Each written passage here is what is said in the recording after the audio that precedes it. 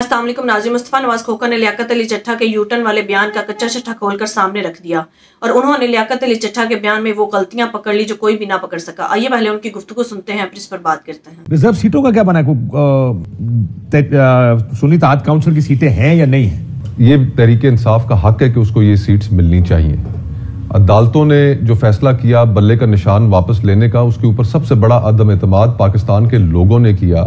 8 फरवरी को उन्होंने अक्सरियती जमात बनाकर तहरीक इंसाफ के लोगों को जिताया। ये अदालत के फैसले के ऊपर अदम एतमाद था। और आज मोरालिटी की उससे अगर आप देखें तो अदालतों को यह सोचना चाहिए कि जिस जमात को उन्होंने डिप्राइव किया था उस निशान से, पाकिस्तान के लोगों ने अगर फिर भी उन्हें सबसे ज्यादा सीटें दी हैं तो अदालतों को अपने फैसले पर नजरसानी करनी चाहिए। और ये हक है तहरीक इंसाफ का कि उनको ये सीट्स मिलनी चाहिए। उनको किसी और जमात में मैंने उनसे कहा था चेक करें तो कह रहे हैं कि रोक ली गई हैं, जिसका अभी नोटिफाई नहीं किया गया। जो मैंने भी कहा आपको कि उनके कोटे की रख दी गई। कभी वो सुन्नी इत्तेहाद काउंसिल के पीछे जा रहे हैं, कभी मजलिस वहदत मुस्लिमीन के पीछे जा रहे हैं। ये उनका हक है, उनको मिलना चाहिए और अदालतों को देना चाहिए।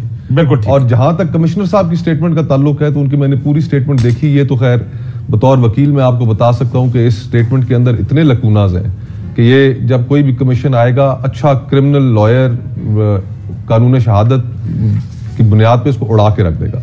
लेकिन वैसे मुझे इसके अंदर एक चीज बड़ी मैं आपको अपनी बताता हूँ जो मुझे सबसे मजे की चीज लगी।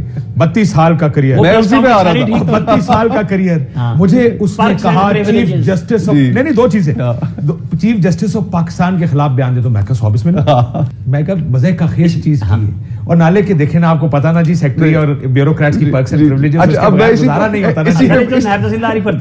इसी पे मैं बात करना चाह रहा था कि ये लाइन बड़ी इंटरेस्टिंग है कर सकता कि कहते हैं कि it is naturally hard for any civil servant to let go of all perks, privileges and authorities which are attached with the same.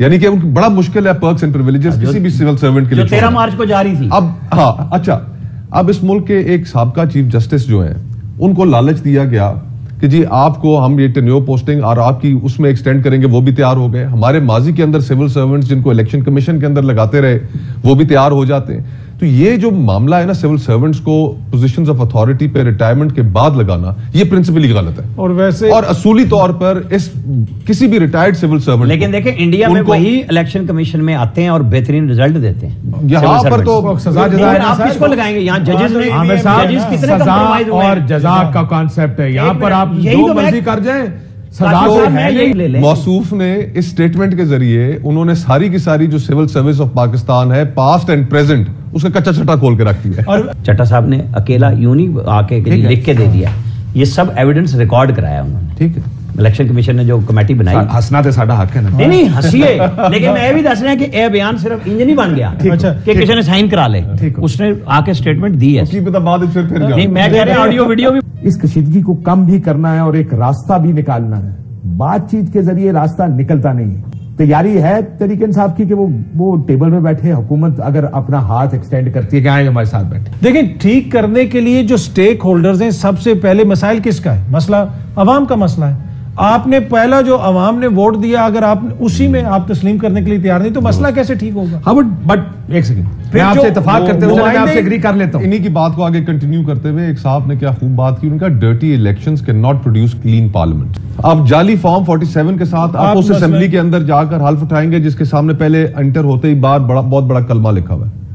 पर अंदर जाएंगे उस हॉल में जहां पर हल्फ लेंगे, जाली फॉर्म 47 की बुनियाद पे उसके ऊपर, उस हॉल के ऊपर 99 नाम खुदा ताला की जात के लिखे हुए, वहां नीचे खड़े होकर आप जाली फॉर्म 47 उनसे आप एक्सपेक्ट करते हैं। ये तो नहीं कर सकते ना काशिफ भाई, आपके दूसरे की टांगे काट के आप कहें देखो मैं कदम लेके आ रहा हूं भाई, उसकी तो तुमने टांगे काट दी। नाज़रीन, जैसा कि मुस्तफ़ा नवाज खोखर ने इस बात को कंफर्म कर दिया कि वो बयान जो लियाकत अली चट्ठा से पहले लिया गया और वो बयान जो इस वक्त मेरे सामने पड़ा हुआ है, दोनों में बहुत सी कमजोरियां और गलतियां हैं। इसको कोई भी अच्छा वकील सेकंड्स में उड़ा कर रख सकता है। इसका मतलब ये कि लियाकत अली चट्ठा ने जो पहले प्रेस कॉन्फ्रेंस की उसके बाद उसे प्रेशराइज किया गया और ब्लैकमेल किया गया, जैसा कि पिछले 2 साल से किया जा रहा है। और इसी प्रेशर में आकर लियाकत अली चट्ठा ने बयान दे दिया। नाज़रीन, आप खुद सोचे, जो इंसान खुद ये कह रहा था कि मैं खुदकुशी करने वाला था, ना सिर्फ उन्होंने खुद इस बात का एतराफ किया बल्कि राना सनाउल्लाह ने भी इस बात का एतराफ किया कि मैं लियाकत अली चट्ठा की फैमिली से मिला। उन्होंने भी इस बात की तस्दीक की कि लियाकत अली चट्ठा ने अपने लिए फांसी का फंदा तैयार कर रखा था। इसका मतलब यह कि वो अपने ज़मीर के हाथों इस कदर मजबूर हो चुका था कि वो खुदकुशी करने को तैयार था। लेकिन उन्होंने अपने बयान में कहा कि मैंने खुदकुशी करने से बेहतर ये सोचा कि मैं अवाम के सामने सच लाऊं ताकि मुझे भी सजा दी जाए और जो लोग इलेक्शंस में धांधली में मुलविस हैं उन्हें भी कड़ी से कड़ी सजा दी जाए। नाज़रीन, होना तो ये चाहिए था कि लियाकत अली चट्टा के बयान के बाद इस पर साफ और शफाफ तहकीकात होती,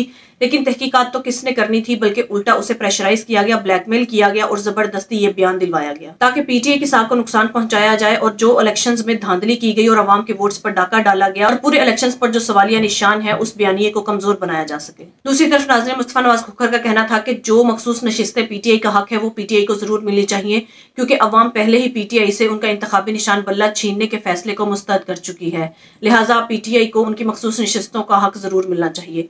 नाज़रीन, आपके इस बारे में क्या राय है, कॉमेंट में जरूर बताइएगा। अगली वीडियो में मिलते हैं, तब तक के लिए अल्लाह हाफिज।